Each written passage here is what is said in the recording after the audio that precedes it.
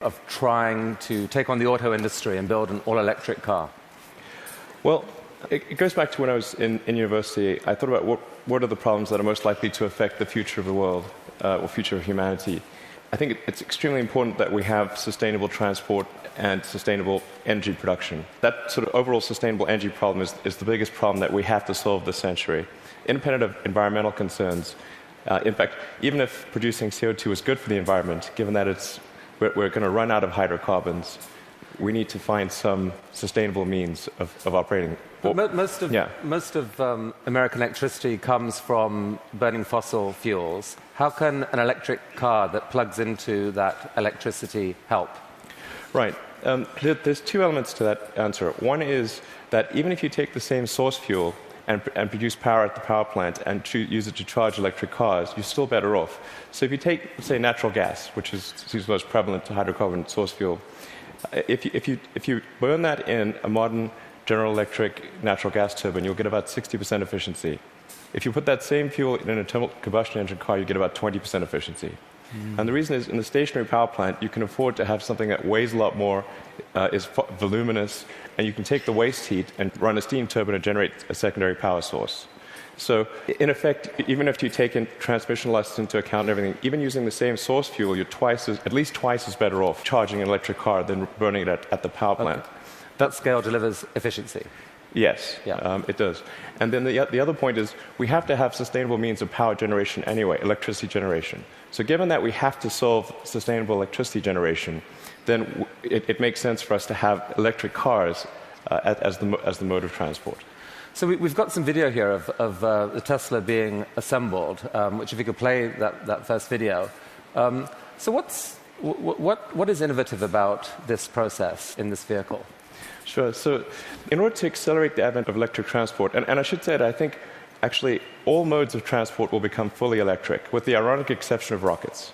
There's just no way around Newton's third law. The question is, how do you accelerate the advent of electric transport? And in order to do that for cars, you have to come up with a really energy-efficient car. So that means making it incredibly light. And so what you're seeing here is the only all-aluminum body and chassis car made in North America. In fact, we applied a lot of rocket design techniques to make the car light despite having a very large battery pack.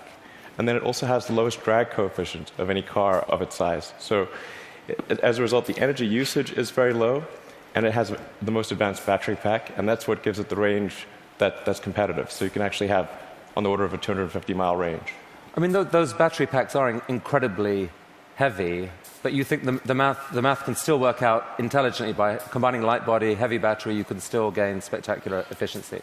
Exactly. The rest of the car has to be very light to offset the mass of the pack, and then you have to have a low drag coefficient so that you have good highway range. In fact,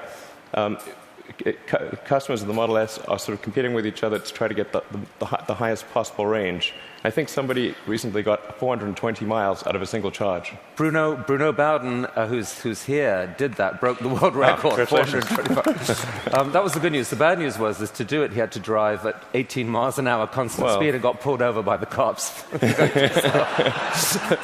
Yeah, I mean, you can certainly drive. If you drive at sort of 65 miles an hour under normal conditions, 250 miles is a reasonable number. Let's show that second video showing the Tesla in action on ice. Not at all a dig at the New York Times, this, by the way. What is the most surprising thing about the experience of driving the car? In creating an electric car, the responsiveness of the car is really incredible. So we want to really have people feel as though they've almost got a mind meld with the car. So you just feel like you and the car are kind of one. And as you corner and accelerate, it just happens, like the car has ESP. You can do that with an electric car because of its responsiveness. You can't do that with a gasoline car. I think that's really a profound difference, and people only experience that when they have a test drive. I mean, this is a beautiful but expensive car. Is there a roadmap where this becomes a mass-market vehicle? Yeah, the goal of Tesla has always been to have a sort of a three-step process where version 1 was an expensive car in low volume, version 2 is sort of medium price and medium volume, and then version 3 would be low price, high volume. So we're at step 2 at this point. So we had a $100,000 sports car, which was the Roadster. Then we've got the Model S, which starts at around $50,000. And our third generation car, which will hopefully be out in about 3 or 4 years, will be a $30,000 car. But whenever you've got really new technology, it generally takes about 3 major versions in order to make it a compelling mass market product.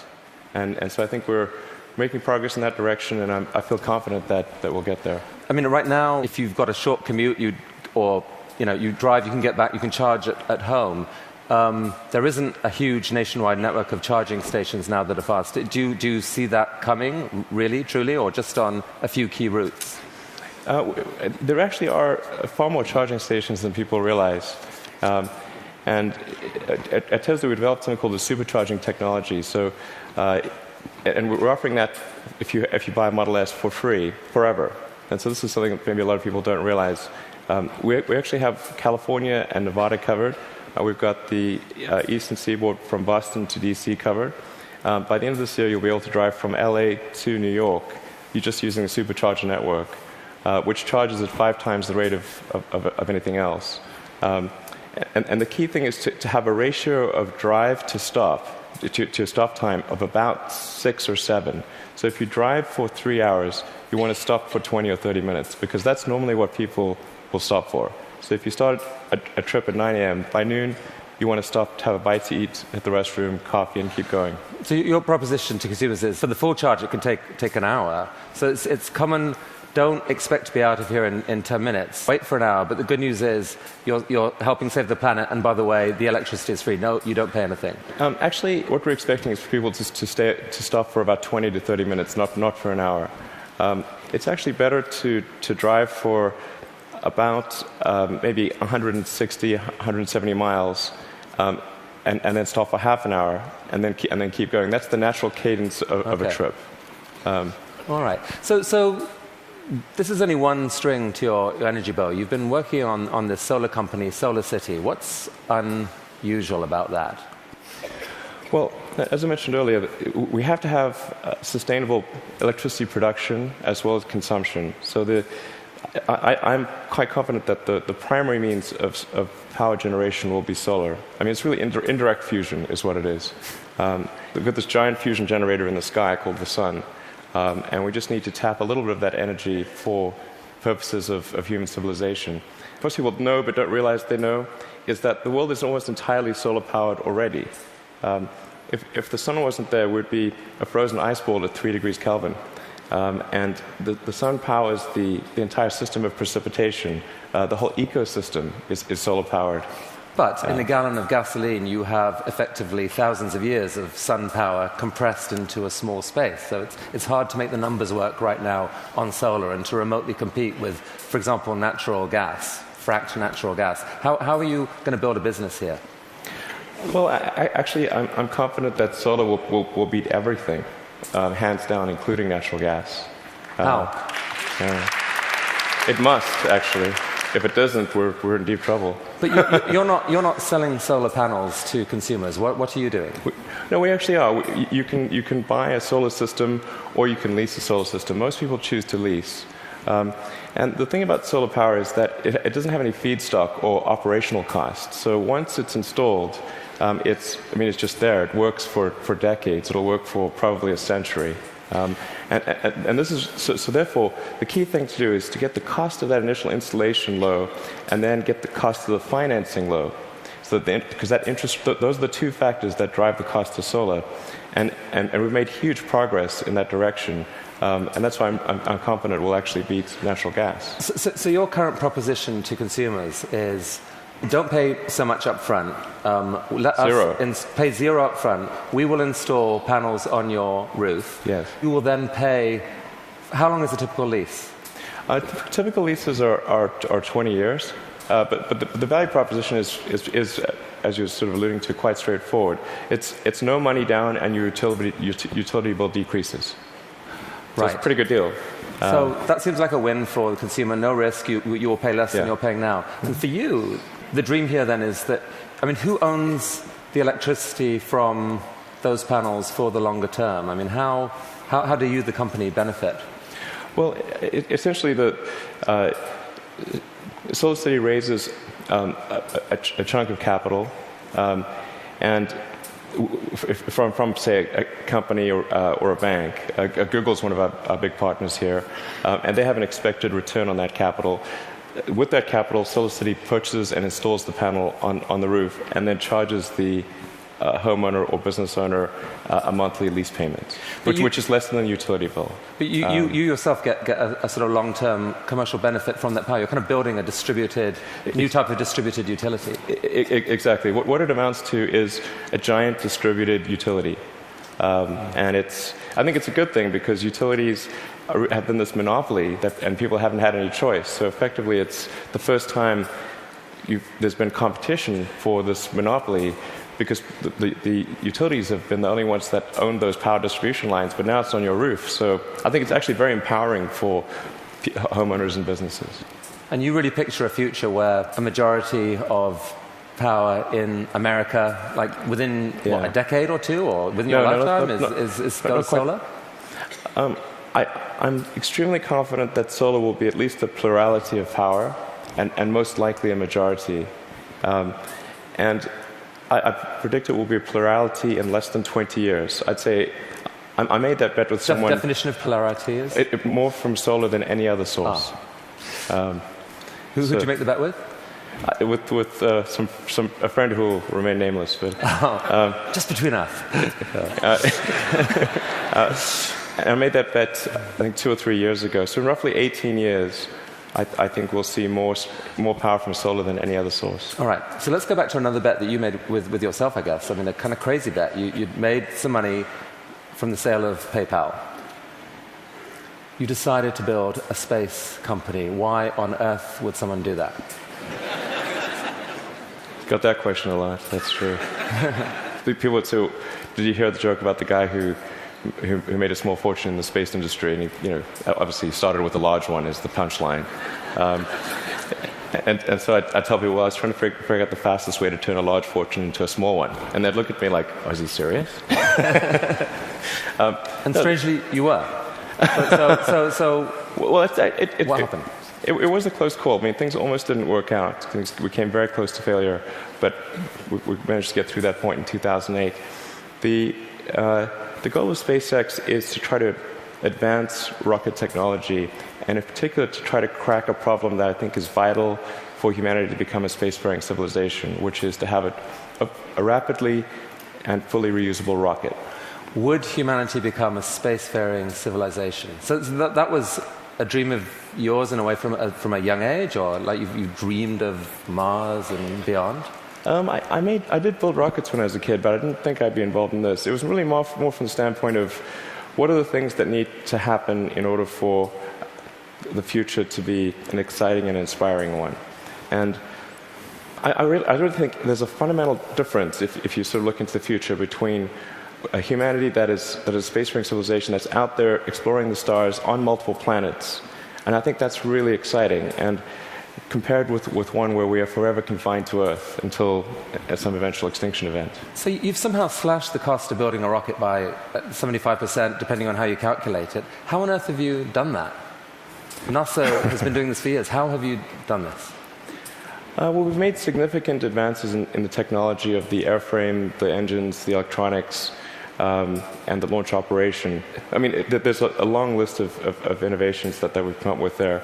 That are a little difficult to communicate in this talk, but because, not least because you could still get copied, right? I mean, you haven't patented this stuff. It's really interesting to me. You didn't patent because you think it's more dangerous to patent than not to patent.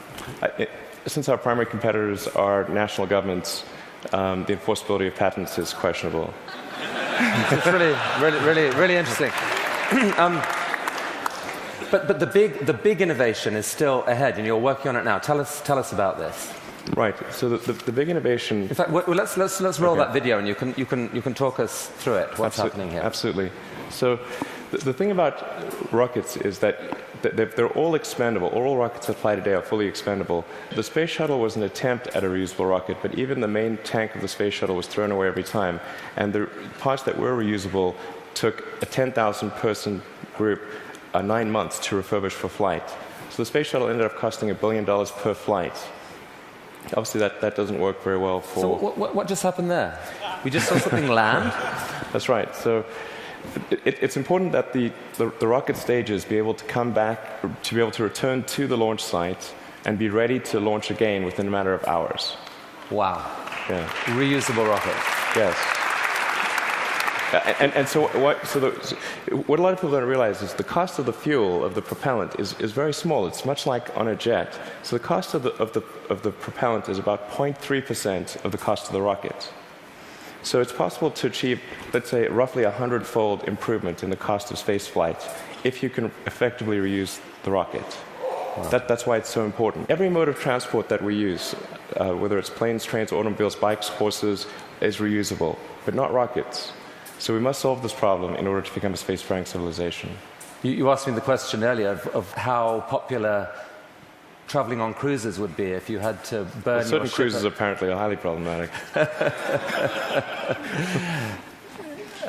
Definitely more expensive. So that's potentially absolutely disruptive Right. technology, and I guess paves the way for your dream to actually take, at some point, to take humanity to Mars at scale. You'd like to see a colony on Mars. Yeah, exactly. SpaceX or some combination of companies and governments need to make progress in the direction of making life multiplanetary, of establishing a base on another planet, on Mars being the only realistic option, and then building that base up until we're a true multi-planet species. So progress on this, let's make it reusable. How is that going? That was just a simulation video we Right. saw. How's it going?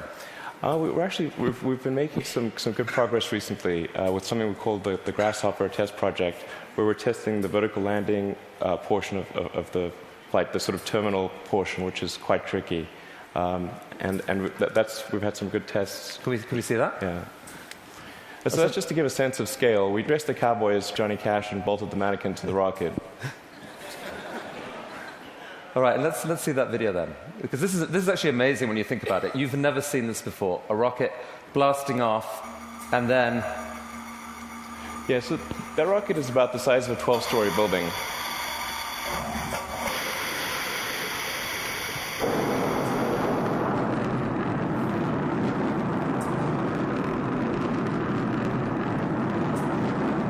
So now it's hovering at about 40 meters, and it's constantly adjusting the angle of the pitch and yaw of the main engine and maintaining roll with cold gas thrusters.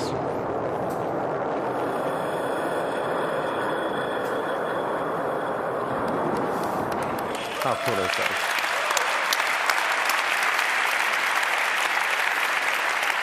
Elon, how have you done this? These projects are so... These PayPal, SolarCity, Tesla, SpaceX, they're so spectacularly different. They're such ambitious projects at scale. How on earth has one person been able to innovate in this way? What is it about you? I don't know, actually. I don't have a good answer for you. I work a lot. I mean, and a lot. I have a theory. A theory. All right. My theory is that you have an ability to think at a system level of design that pull together design, technology, and business. So if TED was TBD, design, technology, business, into one package, synthesize it in a way that very few people can, and this is the critical thing, feel so damn confident in that click-together package that you take crazy risks. You bet your fortune on it, and you seem to have done that multiple times. I mean, almost no one can do that. Can we have some of that secret sauce? Can we put it into our education system? Can someone learn from you? It is truly amazing what you've done. Oh, thanks. Thank you. Well, I do think there's a good framework for thinking is physics. You know, the sort of first principles reasoning. I mean, generally, I think there are. What I mean by that is boil things down to their fundamental truths and reason up from there, as opposed to reasoning by analogy. Through most of our life, we get through life by reasoning by analogy, which essentially means kind of copying what other people do with slight variations. And you have to do that, otherwise it's mentally you wouldn't be able to get through the day. But when you want to do something new, you have to you have to apply the physics approach. And physics has really sort of figured out how to discover new things that are counterintuitive, like quantum mechanics. It's really counterintuitive. So I think that's an important thing to do. And then also to really pay attention to negative feedback and solicit it, particularly from friends. This may sound like sort of simple advice, but it's hardly anyone does that, and it's incredibly helpful. Boys and girls watching, study physics. Learn from this man. Elon Musk, I wish we had all day, but thank you so much for coming to TED. Thank you. That was awesome. It was really, really cool. Look at that. Just think about it.